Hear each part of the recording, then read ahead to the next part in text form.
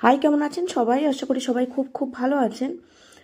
আজকে যে বিষয়টা নিয়ে আমি ডিসকাশন করব, এটা এএনএম দিদিদের কিন্তু খুব কাজে লাগবে। ওনারা কিন্তু এটা দেখা যায় যে ডেলি প্র্যাকটিসের সময়, ডেলি সার্ভিস প্রোভাইড করার সময় সুস্বাস্থ্য কেন্দ্রে, তখন কিন্তু ওনারা অনেকেই কিন্তু কনফিউজড হন যে এই টেস্টটা কিভাবে করব।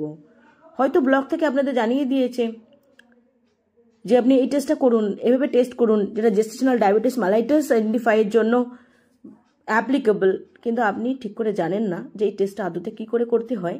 আর যদি টেস্টটা করাও হয়, যে টেস্ট রেজাল্ট আমি কী করে দেখব, নর্মাল ভ্যালু কত বা কোন ফাইন্ডিংসটা কত হলে আমরা তাকে বলবো যে হাই, ফাইন্ডিংসটা কোন রেঞ্জের মধ্যে থাকলে বলবো নর্মাল, এই নিয়ে কিন্তু অনেকের অনেক কনফিউশন আছে। এমনকি সিএইচও দিদিমণিদের কনফিউশনটা রয়েছে।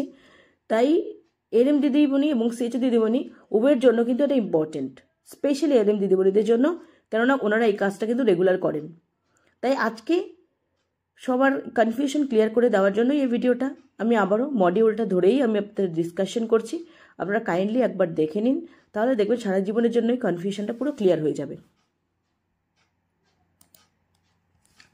দেখুন, প্রথমেই আমি দেখাই নর্মাল রেঞ্জটা বলি,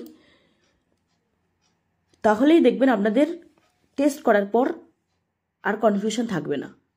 এখানে দেখুন কি বলেছে, diagnosis and assessment of diabetes at HWC level. HWC লেভেলের জন্য কিন্তু এটা স্পেসিফিক্যালি বলে দিয়েছে। কি বলেছে, measurement of blood glucose level is a single most important test for both screening and confirmation of diagnosis of diabetes mellitus. তার মানে যদি আপনি ব্লাড গ্লুকোজ লেভেলটা মেজার করতে পারেন ঠিকঠাক করে, তাহলে সেটাই কিন্তু আপনার সিঙ্গেল মোস্ট ইম্পর্টেন্ট টেস্ট। এই ব্লাড গ্লুকোজ লেভেলটাই হচ্ছে টেস্টটাই হচ্ছে ইম্পর্টেন্ট টেস্ট, যেটা হেল্প করে আপনাকে স্ক্রিনিংয়ের ক্ষেত্রে এবং আপনার ডায়াবেটিস মেলাইটাস আছে কিনা সেটা কনফার্ম করবে। অন্য কিছু করার কোনো প্রয়োজন নেই। Following is the diagnostic criteria based on blood glucose level measurement. এই ব্লাড গ্লুকোজ লেভেলটা কত, সেই মেজারমেন্টটা দেখলেই আপনি কিন্তু ডায়াগনোসিস করতে পারবেন তার ডায়াবেটিস আছে কি নেই। এখানে অনেকগুলো অপশনস দিয়ে দিয়েছে। দেখুন, একটা হচ্ছে র্যান্ডাম ব্লাড গ্লুকোজ লেভেল, যেটাকে বলে আরবিএস। একটা ফাস্টিং ব্লাড গ্লুকোজ লেভেল, যেটা এফবিএস। পোস্ট প্র্যান্ডিয়াল ব্লাড বা 2 আওয়ার ব্লাড গ্লুকোজ লেভেল, আর একটা HbA1c।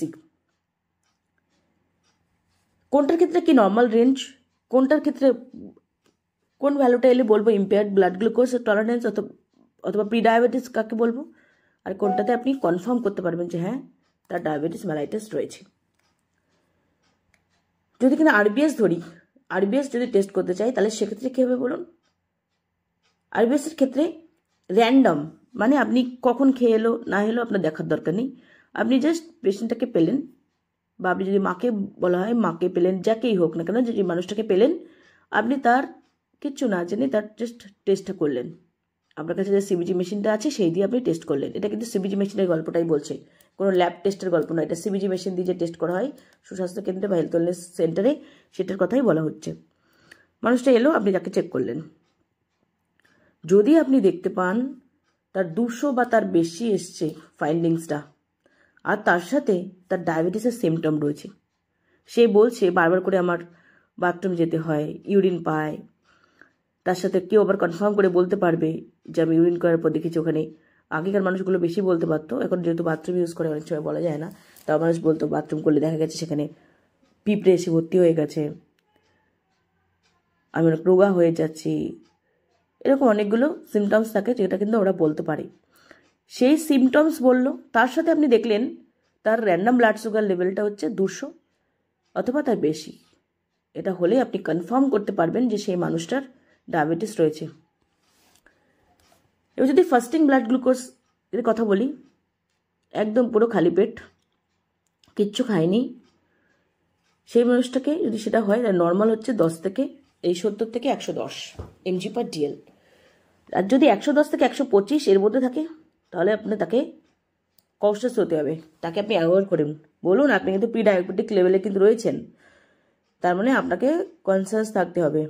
মিষ্টি জাতীয় খাবারগুলোকে অ্যাভয়েড করুন, ডেলি হাঁটতে যান, ব্রিস্ক ওয়াকিংয়ে যান, এক্সারসাইজ করুন, মানে লাইফস্টাইল মডিফিকেশনের দিকে জোর দিতে হবে, তাকে কিন্তু অ্যালয়েড করতে হবে।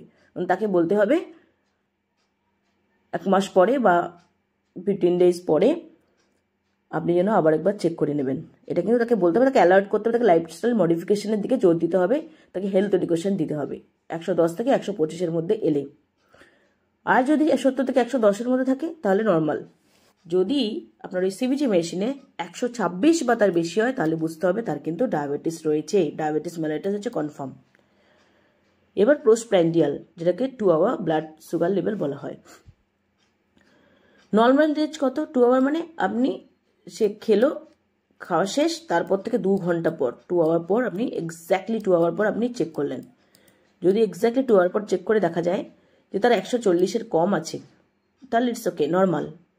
আর যদি 140 বা তার বেশি থেকে 200-র কম থাকে, মানে লেভেলটা 140 থেকে 200 বা 140 থেকে বেশি 150 বা কিছু একটা হলো, থেকে 200-র কম, মানে 200 থেকে কম আছে, 199 রয়েছে, ধরুন 140 থেকে 199 রয়েছে, তাহলে কিন্তু তাকে বলতে হবে, সেই অ্যাওয়ার করতে হবে, তাকে হেলথ এডুকেশন দিতে হবে, তাকে লাইফস্টাইল মডিফিকেশনের উপর জোর দিতে হবে, তাকে ভালো করে বুঝিয়ে দিতে হবে যে কী করা উচিত কী করা উচিত নয়, কি করলে ওনার কিন্তু ডায়াবেটিস চলে আসবে সেটা আপনি ভালো করে তাকে মাথায় ঢুকিয়ে দিতে হবে। এই পোস্টপ্র্যান্ডিয়াল বা 2 hour blood glucose level PPBS, এটা কিন্তু 200 বা তার বেশি যদি হয়ে যায় তাহলে কিন্তু আপনাকে বুঝতে হবে যে তার ডায়াবেটিস রয়েছে। তার মানে ফাস্টিং 126, র্যান্ডামে 200 বা তার বেশি, পিপিবিএসেও কিন্তু 200 বা তার বেশি। এবার HbA1c, HbA1c নর্মাল লেভেলটা কত? 5.6% লেস দ্যান ইকুয়াল, মানে 5.6, এটা কিন্তু পার্সেন্টেজ হিসেবে কিন্তু এটা আসে, mg/dl হিসেবে নয় কিন্তু। তাহলে 5.6 অথবা তার কম যদি হয় তাহলে বুঝতে হবে নর্মাল। যদি 5.7 থেকে 6.4 হয় তাহলে বুঝতে হবে কিন্তু তার প্রি ডায়াবেটিক স্টেজে আছে, মানে তাকে আবার এখানে লাইফস্টাইল মডিফিকেশনের উপর জোর দিতে হবে, তাকে হেলথ এডুকেশন দিতে হবে। আর যদি 6.5-এর বেশি হয়ে যায় তাহলে কিন্তু কনফার্ম যে তার ডায়াবেটিস রয়েছে। এবার কিছু স্পেশাল কথা বলে দিয়েছে দেখুন। Individuals with random blood glucose level between 140 to 199 আর রেকমেন্ডেড টু আন্ডারগো OGTT। এটা হচ্ছে আমাদের আজকের মেইন বিষয়, এটা নিয়ে আমরা ডিসকাশন করব। OGTT কি বলছে? যদি কারোর র্যান্ডাম ব্লাড সুগার টেস্ট করা হলো, সেটা 140 থেকে 199-এর মধ্যে এসছে, তাহলে তাকে কিন্তু OGTT টেস্ট করার কথা বলা হয়, তাকে বলা হবে OGTT টেস্ট করতে। আর ফাস্টিং ব্লাড গ্লুকোজ লেভেল, আপনি যদি FBS করতে চান তাহলে তাকে অ্যাটলিস্ট 8 ঘন্টা না খেয়ে থাকতে হবে। তারপরে সকালবেলা, এটাই রেকমেন্ডেড, সকালবেলা করতে হবে 8 ঘন্টা অ্যাটলিস্ট, যাতে না খাওয়ার পরে টেস্ট করতে হবে। আর HbA1c is an important indicator of long-term glycemic control, which gives an idea about overall control of blood glucose level during the period of past 2 to 3 months. তার মানে past 2 to 3 months এ আপনার blood glucose লেভেলটা কেমন ছিল ওটারই কিন্তু একটা গড় হিসেবে বেরিয়ে আসবে, যেটা পার্সেন্টেজে করা আছে, পার্সেন্টেজে এটা বেরোয়। তো লাস্ট 2 to 3 মান্থ ধরে আপনার ব্লাড গ্লুকোজ লেভেলটা কতটা কন্ট্রোল আছে সেটার ওভারঅল একটা রিপোর্ট বেরিয়ে আসে। Unlike blood glucose level, it is independent of time since last meal taken by the patient. তার মানে লাস্ট মিল কখন খেয়েছে না খেয়েছে সেটার উপর কিন্তু এটা ম্যাটার করে না। অন্য ব্লাড গ্লুকোজ লেভেল টেস্ট করার সময়, অন্য টেস্ট করার সময় যেমন ম্যাটার করে কখন খেয়েছে কখন খায়নি, এক্ষেত্রে কিন্তু সেটা ম্যাটার করে না।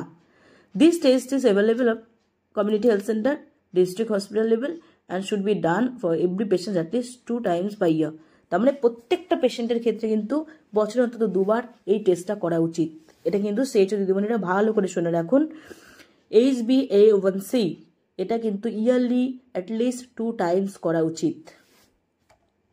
এটা তাহলে এটা একটা আপনাকে ইনসাইট দেবে যে সেই মানুষটার কন্ট্রোল কেমন কন্ট্রোল ছিল, কেমন কন্ট্রোল থাকে। এবার আমরা আসি OGTT, যেটা বলার জন্য আমি এত কিছু বললাম। OGTT এটা নিয়ে কিন্তু অনেকের অনেক কনফিউশন রয়েছে। Oral glucose tolerance test. In this test 75 grams of glucose solution is given to the patient to drink। তার মানে 75 গ্রাম গ্লুকোজ কিন্তু তাকে 75 গ্রাম গ্লুকোজ কিন্তু তাকে খাওয়াতে হবে। After which blood sugar level are measured at 1 and 2 hour ইন্টারভাল। তার মানে আপনি খাওয়ালেন, খাওয়া শেষ হলো, তার 1 ঘন্টা পরে একবার টেস্ট করুন আর 2 ঘন্টা পরে একবার টেস্ট করুন। And the results are compare to the above standard criteria. তখন যে রেজাল্টগুলো আপনি পেলেন দুবারে, সেই রেজাল্টটা কিন্তু আপনি স্ট্যান্ডার্ড যে ক্রাইটেরিয়া যেটা এতক্ষণ ধরে ডিসকাশন করলাম তার সাথে আপনি কিন্তু কম্পেয়ার করুন। This test is more convenient for the patients in that patient need not remain fasting for long duration. কি বলেছে? এটা কনভিনিয়েন্ট কেন বলছে? এটা কনভিনিয়েন্ট বলছে পেশেন্টের জন্য এই জন্য, কেননা এতে কোনো ফাস্টিংয়ের প্রয়োজন হয় না, লং ডিউরেশন ধরে ফাস্টিং করতে হবে তার কোনো প্রয়োজন হয় না। And results are independent of last meal consumed by patient. এবং লাস্ট মিল তুমি কে খেয়েছো তার উপর নির্ভর করে ও রিপোর্ট কিন্তু আসে না, ওর উপর ভ্যারি করে ফাইন্ডিংস কিন্তু পাল্টে যায় না, তাই এটা more convenient. It is standard of diagnosis for gestational diabetes mellitus. এটা হচ্ছে জেস্টেশনাল ডায়াবেটিস মেলাইটাস যখন হয়, যখন কিনা মা প্রেগনেন্ট থাকে সেই সময় সেই জেস্টেশনাল ডায়াবেটিস মেলাইটাস আছে কিনা সেটা ডায়াগনোসিস করার কিন্তু স্ট্যান্ডার্ড ক্রাইটেরিয়া এটাকে বলা হয়।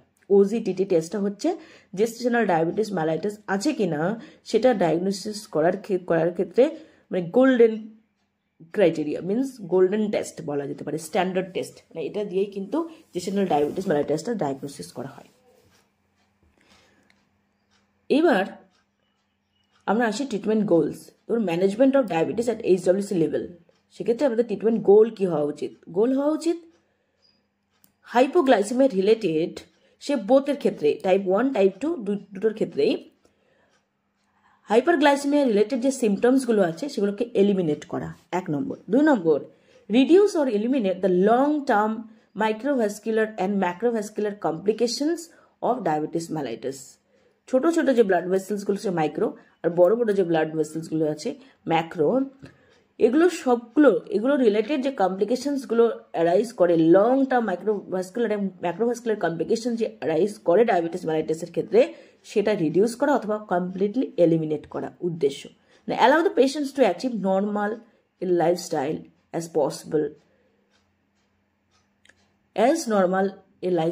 পসিবল, যতটা নর্মাল লাইফস্টাইল লিড করা যায় সেটা পেশেন্টকে অ্যাচিভ করতে হেল্প করা, এগুলো হচ্ছে উদ্দেশ্য। নাও এবার ডায়াবেটিস টাইপ 1 যদি ডায়াবেটিস মেলাইটাস হয় সেক্ষেত্রে আপনি কি করে ম্যানেজ করবেন, কি বলবেন? এটা CHO দিদিমণির জন্য খুব ইম্পর্টেন্ট, NM দিদিমণিকেও জানতে হবে। There is complete absence of insulin production in patients with type 1 diabetes mellitus। তার মানে কি হলো? টাইপ 1 ডায়াবেটিস মেলাইটাস যদি হয়, যেটা কিনা অল্প বয়সে হয়, সেটা বুঝতে হবে আপনাকে যে ইনসুলিন যে প্রোডাকশন তার ক্ষেত্রে কিন্তু একদমই হচ্ছে না। ইনসুলিন প্রোডাকশনটা কমপ্লিটলি বন্ধ বলেই তার টাইপ 1 ডায়াবেটিস মেলাইটাস রয়েছে। And medical management with daily administration of insulin for life long is essential. এই ক্ষেত্রে কিন্তু টাইপ 1 ডায়াবেটিস মেলাইটাস ক্ষেত্রে কিন্তু আপনাকে লাইফ লং একটা মেডিকেল ম্যানেজমেন্ট দরকার, ডেইলি অ্যাডমিনিস্ট্রেশন। সেটা কি দিয়ে? ইনসুলিন দিয়ে। ইনসুলিনের daily administration is necessary type 1 diabetes মেলাইটাসের ক্ষেত্রে, এবং এটা long term. Patients are trained to give subcutaneous injection to self over abdomen or thigh. তাহলে এক্ষেত্রে পেশেন্টকে শিখিয়ে দিতে হয় যাতে সাবকিউটেনিয়াসলি সে ওভার অ্যাবডোমেন অথবা থাইতে নিজে নিজে ইঞ্জেকশনটা নিতে পারে, কেননা লাইফ লং যেহেতু সবাই লাইফ লং কে দেবে, তাই নিজে যাতে নিতে পারে অ্যাবডোমেনে অথবা থাইতে, নিজে একা একা অ্যাডমিনিস্টার করতে পারে সেটা শিখিয়ে দিতে বলা হয়, শিখিয়ে দেওয়া উচিত। Dose of insulin is titrated from time to time during follow up. এই যে ইনসুলিনের ডোজটা কি হবে সেটা কিন্তু বাড়া কমা কিন্তু time to time follow up করে করতে হবে। As the child with diabetes mellitus grow up, his physical activity, body weight, physiological requirement of glucose and insulin, etc., everything changes and dose of insulin may vary and is therefore need to titrated। কি বললো কথা না? যেহেতু যদি কোনো একটা বাচ্চাই হবে, বাচ্চা যদি টাইপ 1 ডায়াবেটিস মেলাইটাস হয় এবং আস্তে আস্তে গ্রো আপ করে, তার ফিজিক্যাল অ্যাক্টিভিটি করে, তার বডি ওয়েটটা ফ্ল্যাকচুয়েট হয়, physical requirement of glucose and insulin সেটাও কিন্তু এভরিথিং কিন্তু টাইমের সাথে সাথে চেঞ্জ হয়। এর ফলে ডেফিনেটলি আপনাকে ইনসুলিনের নিড কত হতে পারে সেটাও কিন্তু আপনাকে এই জন্যই বাড়া কমা করতে হবে। Follow-up at PHC to CHC level where insulin is available and MO is trained to monitor patients on insulin is advisable. তার মানে যেখানে যে এমও আছেন তিনি যদি ইনসুলিনের ক্ষেত্রে যদি ট্রেন্ড হয় কিভাবে ইনসুলিন দিতে হয় কত কি ডোজ, তাহলে কিন্তু তার কাছে গিয়ে ফলো আপ করাটা mandatory. At HWC level, your role as a CHO, এখানে দেখুন CHO রোল কি বলেছে, is to keep record of all patients with type 1 diabetes mellitus in your area. In your area, নিজের এরিয়াতে কতজন টাইপ 1 ডায়াবেটিস ম্যালাইটাসের পেশেন্ট আছে, CHO দিদিমণির responsibility সেটার একটা রেকর্ড রাখা। And visit them at home or coordinate with female members, অথবা আশা দিদিমণিদেরকে instruct করা অথবা পসিবল হলে নিজে হোম ভিজিট করে সেটা কিন্তু খবর রাখা for follow up house visit of such patient, যাতে কিনা ওই পেশেন্টগুলোর ফলো আপ হাউস ভিজিটটা হয়, জেনে নেওয়া যায় আশা দিদিমণি এএনএম দিদিমণি এদের থ্রু দিয়েও কিন্তু আপনাকে ফলো আপে রাখতে হবে, ফলো আপ করতে হবে সেই পেশেন্টগুলোকে, যেমনি করে হোক না সেই পেশেন্টগুলোর খবর কিন্তু যেন থাকে। During home visit, you as CHO or any health worker should ask if patient has any difficulties in getting medicines or in administration of insulin. Home ভিজিটের সময় অবশ্যই করে বারবার জেনে নিতে হবে সেই মানুষরা ইনসুলিন যখন নিচ্ছে নেওয়ার সময় কোনো রকম কমপ্লিকেশনস হচ্ছে কিনা সেটা কিন্তু জেনে নিতে হবে। Patient should be screened for any sign and symptoms related to complications of diabetes mellitus similar to পেশেন্টসের type 2 diabetes mellitus. Type 2 diabetes মেলাইটাসের ক্ষেত্রে যেমন আস্ক করতে বলা হয় বারবার করে তার কোনো কমপ্লিকেশনস ডেভেলপ করেছে কিনা, এই ক্ষেত্রেও কিন্তু আপনাকে বিভিন্ন কমপ্লিকেশনসের যে সাইন সিমটমগুলো আছে সেগুলো বারবার আস্ক করতে হবে, স্ক্রিন করতে হবে যে এরকম রিলেটেড কোনো ইস্যু তার মধ্যে ডেভেলপ করছে কিনা। এবার কি বলছে, due to administration of regular injection, এই যে রেগুলার ইঞ্জেকশনটা নিচ্ছে, this patient usually develop swelling or painful muscles over respective area, যেখানে নেয় লোয়ার অ্যাবডোমেন হতে পারে অথবা অ্যান্টেরিয়র পার্ট অফ থাই হতে পারে, সেক্ষেত্রে কিন্তু তার সোয়েলিং এবং পেইনফুল একটা মাস সৃষ্টি হতে পারে। This occurs due to destruction of fatty tissue in that area, সেই জায়গায় যে ফ্যাটি টিস্যু আছে সেটা ডিস্ট্রাকশন হয় বলেই কিন্তু এই সিমটমস ডেভেলপ করতে পারে। There is high risk of getting infection and developing abscesses at that injection sites, ওখানে কিন্তু একটা হাই রিস্ক থাকে, ওখানে ইনফেকশন হয়ে যায় এবং অ্যাবসেস ফর্ম করতে পারে। Specially one technique of administration injection is incorrect, specially যখন কিনা ইনজেকশন যেটা দেওয়া হয়েছে ইনজেকশনের টেকনিকটা যদি রং হয় তাহলে কিন্তু এই সমস্ত কমপ্লিকেশনসগুলো ডেভেলপ করার পসিবিলিটি অনেক গুণ বেড়ে যায়। Therefore, this patient should be examined for presence of any such swelling. Injection technique should be observed for accuracy during house visit. তাহলে হাউস ভিজিটের সময় কিন্তু CHO দিদিমণির বা অন্য যে হেলথ ওয়ার্কাররা আছে তাদের কিন্তু রেসপন্সিবিলিটি দেখে নেওয়া যে সেই ইনজেকশনটা ঠিকঠাক দিচ্ছে তো, ঠিকঠাক সাইটে দিচ্ছে তো, এগুলো কিন্তু দেখে নেওয়াটা তাদের responsibility. Insulin therapy decreases blood glucose level rapidly as compare to oral antidiabetic agent, তার মানে ওরাল যে মেডিসিনগুলো দেওয়া হয় যেমন মেটফর্মিন, গ্লিমি, সেই ক্ষেত্রে যতটা না র্যাপিডলি ব্লাড গ্লুকোজ লেভেলটা নামে, আপনি যদি ইনসুলিন দেন তাহলে কিন্তু অনেক বেশি র্যাপিডলি নামে। তার মানে ইনসুলিন দিলে মোর র্যাপিডলি নামে, অ্যান্টি ডায়াবেটিক যে ওরাল ড্রাগ সেটা দিলে কিন্তু অত র্যাপিডলি নামে না। সেই জন্য therefore patients are at risk of developing hypoglycaemia. For that reason পেশেন্টদের কিন্তু হাইপোগ্লাইসেমিয়া ডেভেলপ করে যাওয়ার চান্সটা অনেক গুণ বেশি থাকে। তাই patients with type 1 diabetes mellitus should be train to identify symptoms of hypoglycaemia. তাই যেই পেশেন্টটাকে টাইপ 1 ডায়াবেটিস মেলাইটাস আইডেন্টিফাই হলো এবং ইনসুলিন দিতে স্টার্ট হলো, ইনসুলিন বলে দেওয়া হলো ইনসুলিন নিতে, তাকে শিখিয়ে দেওয়া হলো, তখনই কিন্তু তাকে শিখিয়ে দিতে হবে যে কী কী সিমটমগুলো দেখলে তাকে বুঝতে হবে যে তার হাইপোগ্লাইসেমিয়া হয়ে গেছে। They should always carry with themselves a sachet of table sugar or some sugary candy or chocolate in pocket or purse so as to treat symptoms of early hypoglycemia and thus prevent severe hypoglycemia. তার মানে কি, তখন সেই পেশেন্টকে বলে দিতে হবে যে তুমি সব সময় করে তোমার পকেটে কোনো একটা টেবল সুগার, যেটা ঘরে সুগার চিনি খাও, সেটা কোনো স্যাচেটের মধ্যে একটা কাগজে বা স্যাচেটের মধ্যে নিয়ে সবসময় ক্যারি করবে, আর সুগারি কোনো ক্যান্ডি অথবা চকলেট পকেটে রাখবে সবসময়, কেননা এটা হাইপোগ্লাইসেমিয়া বা কিছু হলে সেক্ষেত্রে কিন্তু তোমাকে হেল্প করবে। This patient should B repeated counselling for this purpose, এই জন্য কিন্তু পেশেন্টটাকে বারবার করে অ্যালার্ট করতে হবে, যখনই আপনি দেখা হবে তার সাথে তখন বারবার করে কিন্তু অ্যালার্ট করতে হবে। এইবার আসছি আমরা টাইপ 2 ডায়াবেটিস মেলাইটাসের ক্ষেত্রে। এক্ষেত্রে কি বলেছে, এসেনশিয়াল কম্পোনেন্টস টাইপ 2 ডায়াবেটিস মেলাইটাসের ক্ষেত্রে যেটা আমরা রেগুলার ফেস করি, রেগুলার পাই ক্লিনিকে, সেটা কিন্তু ওক্ষেত্রে কিন্তু বেশ কিছু এসেনশিয়াল এলিমেন্টস আছে ম্যানেজমেন্টের ক্ষেত্রে। এই এসেনশিয়াল এলিমেন্টসগুলো ফলো করলে কিন্তু ম্যানেজমেন্টটা অনেক বেশি ইজি হবে। কি বলেছে প্রথমে? Individualized glycemic control, treat associated condition and screen for or manage complications of diabetes. এই তিনটে ক্রাইটেরিয়া কিন্তু ফলো করতে হবে। কি বলেছে? ইন্ডিভিজুয়ালাইজড গ্লাইসেমিক কন্ট্রোলে কি বলেছে? Diet, lifestyle, exercise, medications. Diet, lifestyle, exercise and medications, এটা হচ্ছে ইন্ডিভিজুয়ালাইজড। যেই মানুষটির হয়েছে টাইপ 2 ডায়াবেটিস মেলাইটাস, সেই মানুষটি নিজের লাইফস্টাইল সম্পর্কে এবং ডায়েট সম্পর্কে কনসিয়াস হবে, এক্সারসাইজ করবে আর মেডিকেশনস ঠিকঠাক সময় মতো নেবে।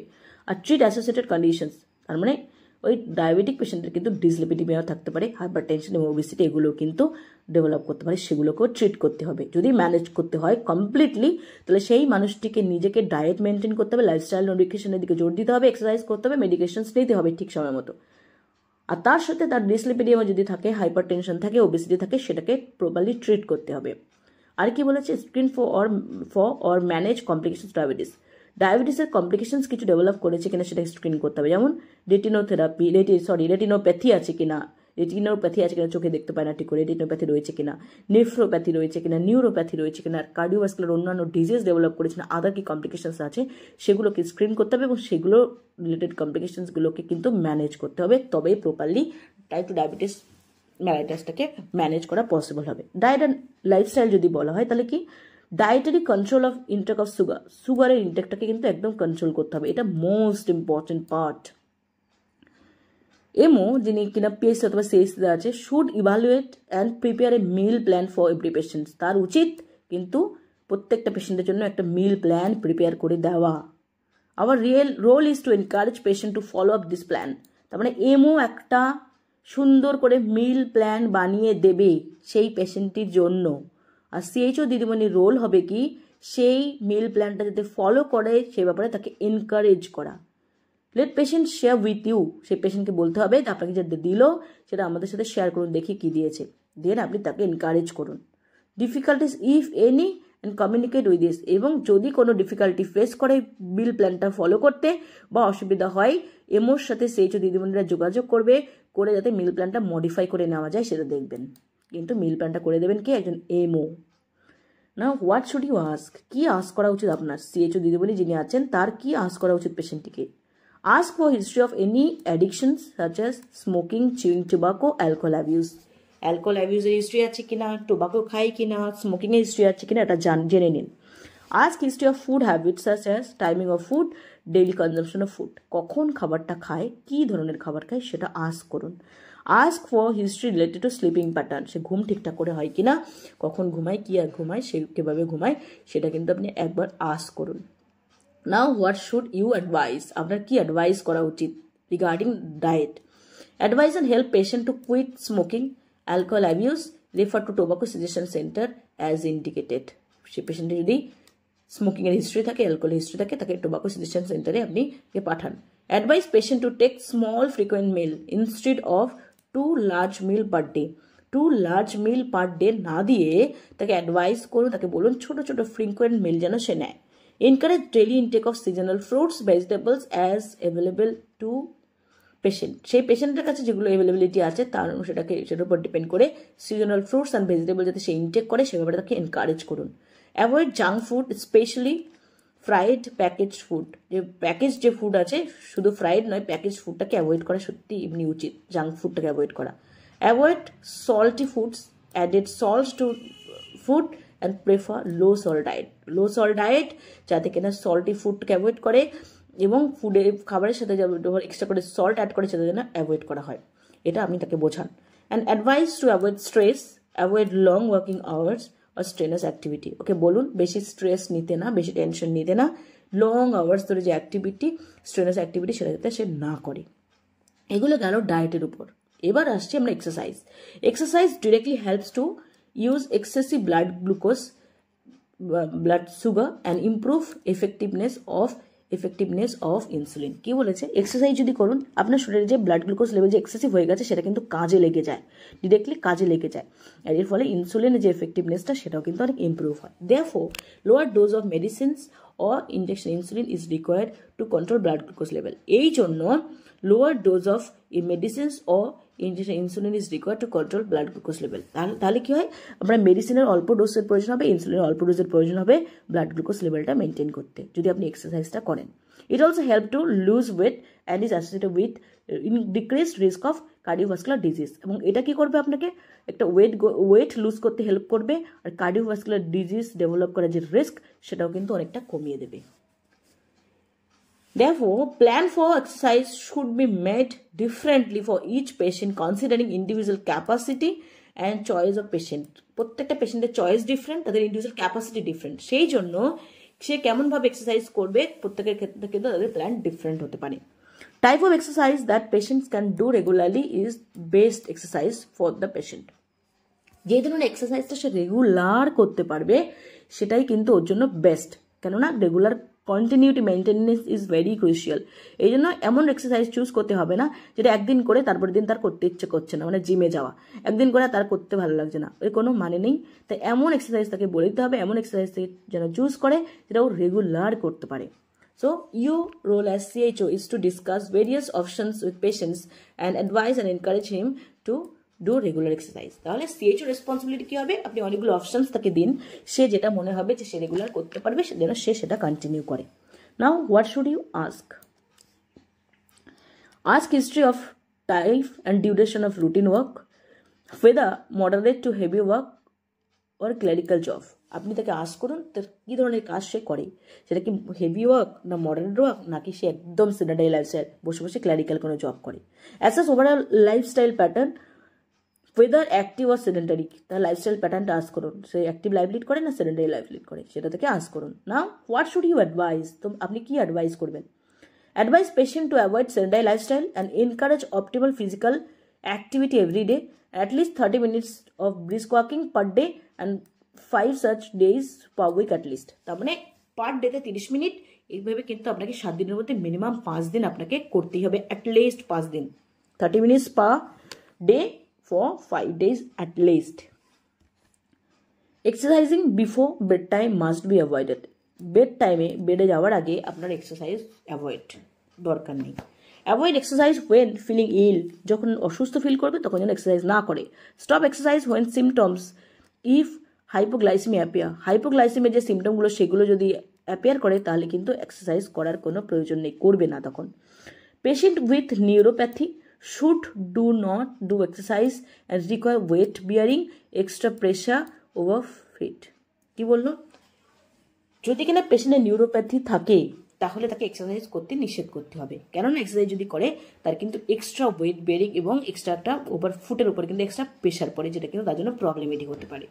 দে should avoid exercise as running, brisk walking, weight lifting. তাদের কিন্তু running, brisk walking, weight lifting এগুলো বাদ দিতে হবে। Instead prefer exercise like bicycling, swimming, sitting type exercises as selected yoga. তার মানে তাদের ক্ষেত্রে কি হবে, তখন তার weight lifting, brisk walking, running এগুলো অ্যাভয়েড করতে হবে। করে কি করতে হবে, তাকে বাইসাইক্লিং করতে পারে, সুইমিং করতে পারে, অথবা সিটিং টাইপ যে সমস্ত এক্সারসাইজ যেমন যোগা, প্রাণায়ামা এগুলো তারা কিন্তু করতে পারে। যেটা আপার আর্ম অথবা বডি এক্সারসাইজ যেগুলো সেগুলো সে করতে পারে, যেটা পায়ের উপর প্রেশারটা সেটা যেন কম দিয়ে আপার বডি পার্টের উপর এক্সারসাইজ যেমন যোগা, প্রাণায়ামা এগুলো, সুইমিং, বাইসাইক্লিং এগুলো কিন্তু সে চাইলে করতে পারে।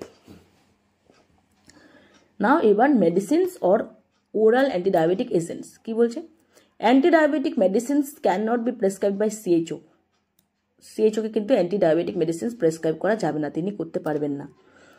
Once prescribe by MO at referral centre, PHC অথবা সিএইচসি থেকে অথবা টেলিমেডিসিনের থ্রু দিয়ে CHO can indent stock dispense the required medicines to individuals as advised by MO. CH তখন ওটা ফলো করবেন, ইন্ডেন্ট করবেন, স্টক মেনটেন করবে এবং ডিসপেন্স করবেন। Medicines are the mainstay of treatment of diabetes। medicines টা কিন্তু main, their main action is to bring down the increased level of blood sugar within normal range through different mechanisms। medicines কি করে, different mechanisms apply করে, different mechanisms through দিয়ে কিন্তু normal blood glucose লেভেলটা maintain করা try করে। the dose need to titrated for each patient based on his or her blood glucose level। Same কথাটাই, আপনার কিন্তু মেডিসিন ডোজটা কিন্তু বাড়া কমা করতে হবে ব্লাড গ্লুকোজ লেভেল কত আছে তার উপর নির্ভর করে।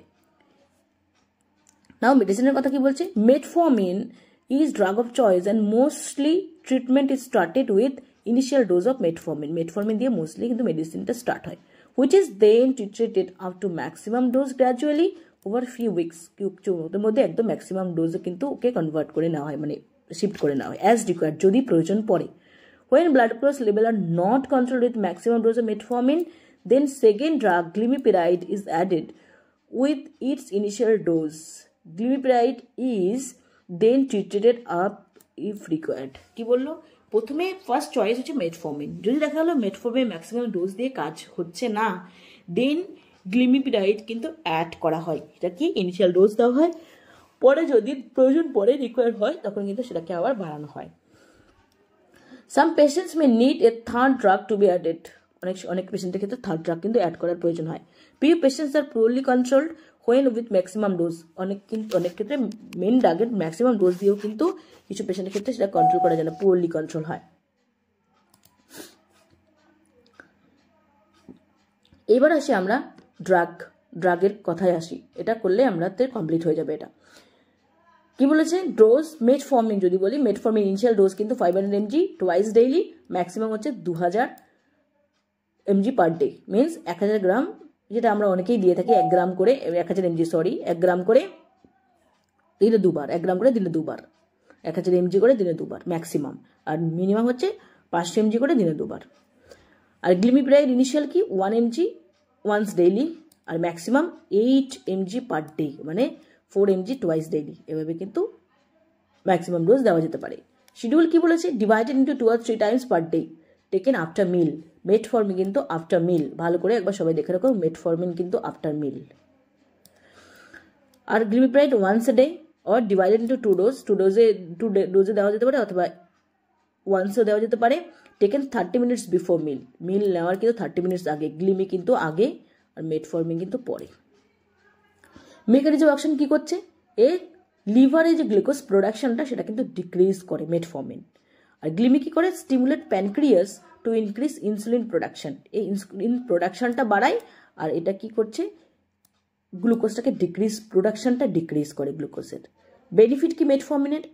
Drug of choice for diabetes, first drug of choice, weight লসটাকে প্রমোট করে, ওয়েট লস করতে হেল্প করে। Do not cause hypoglycaemia, hypoglycaemia সাধারণত করে না। আর well tolerated drug with usually no complications, এটা পেশেন্টরা খুব টলারেট করতে পারে, এটা সাধারণত কমপ্লিকেশনস ডেভেলপ করে না। গ্লিমির ক্ষেত্রে safe to use in presence of heart disease, যদি হার্ট ডিজিজও থাকে তাও কিন্তু এটা সেফ ইউজ করার ক্ষেত্রে। আর can be given in patients with mild to moderate kidney disease, mild to moderate kidney disease যদি থাকে সেক্ষেত্রেও দেওয়া যায়, আর ইউজুয়ালি ওয়েল টলারেটেড, তাহলে হার্ট ডিজিজও দেওয়া যায়, mild to moderate kidney disease থাকে সেক্ষেত্রেও কিন্তু অ্যাপ্লাই করা যায়। নাও অ্যাডভার্স এফেক্ট মেটফর্মিনের কি বলছে? Mild adverse effect that subside with time, কিছু অ্যাডভার্স এফেক্ট মাইল্ড হতে পারে কিন্তু সাবসাইড করে যায় টাইমের সাথে।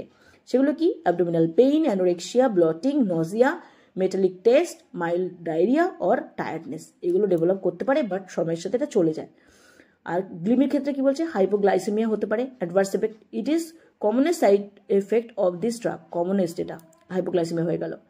অকামো ই patients perform strenuous exercise or heavy work, যদি পেশেন্টটি প্রচুর এক্সারসাইজ করে, হেভি ওয়ার্ক করে, তাহলে সেক্ষেত্রে কিন্তু বেশি হওয়ার চান্স থাকে। আরেকটা কি হতে পারে তার অ্যাডভার্স এফেক্ট? নজিয়া অথবা ভমিটিং, ওকেশনালি, সবসময় নয়। মেটফর্মিনের ক্ষেত্রে কৌশন কি নিতে হবে? সেটা কি?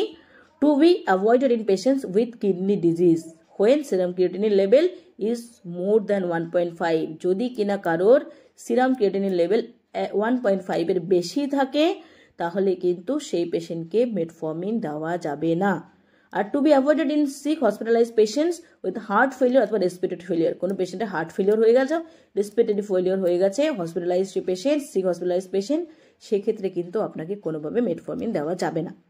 আর to be avoided during pregnancy and during lactation, pregnancy এবং ল্যাকটেশনের সময় কিন্তু যদি ল্যাকটেটিং মাদার হয় বা প্রেগনেন্ট মাদার হয় তাহলে তার ক্ষেত্রে কিন্তু কোনোভাবে গ্লিমি দেওয়া যাবে না। আশা করি সবাই বুঝতে পেরেছেন, সবটা ক্লিয়ার। যদি সিএইচও দিদিমণি বা এনএম দিদিমণিরা এটা ভালো করে একবার শুনে রাখেন তাহলে কিন্তু আপনাদের ভিজিট ফেস করার সময় কোনো প্রবলেম অ্যারাইজ হবে না। এমনকি ডেইলি প্র্যাকটিসের সময়, ডেইলি পেশেন্টকে পরিষেবা দেওয়ার সময় কিন্তু আপনি অনেক কনফিডেন্টলি পেশেন্টকে পরিষেবা দিতে পারবেন, অনেক অ্যাডভাইস করতে পারবেন, যাতে কিনা পেশেন্টের কনফিডেন্স আপনি গ্রো করতে পারবেন। পেশেন্ট আপনার প্রতি কিন্তু বেশ শ্রদ্ধাশীল বলা যেতে পারে, শ্রদ্ধাশীল হবে, সে রেসপেক্ট করবে আপনাকে, তাদের কাছ থেকে কিন্তু আপনি রেসপেক্ট পাবেন। আর নলেজ যদি আপনার ডেফিসিট থাকে, এগুলো নিয়ে ক্লিয়ার আন্ডারস্ট্যান্ডিং না থাকে, তাহলে কিন্তু অনেক কোয়েশ্চেন করলে আপনি সেগুলো আনসার প্রপারলি দিতে পারবেন না। তাই আই হোপ যে ভিডিওটা সবার ভালো লাগবে। যদি ভালো লেগে থাকে তাহলে ডেফিনেটলি একটা লাইক করবেন, চ্যানেলে নতুন হয়ে থাকলে চ্যানেলটা সাবস্ক্রাইব করবেন। আর ভিজিট রিলেটেড যদি কোনো কোয়ারি থাকে, কোনো রকম কিছু প্রয়োজন হয়, ডেফিনেটলি আমাকে জানাতে পারেন। আমি আমার দিক থেকে যতটা সম্ভব হেল্প করার চেষ্টা করব। ভালো থাকবেন সবাই, বাই, দেখা হবে নেক্সট ভিডিওতে।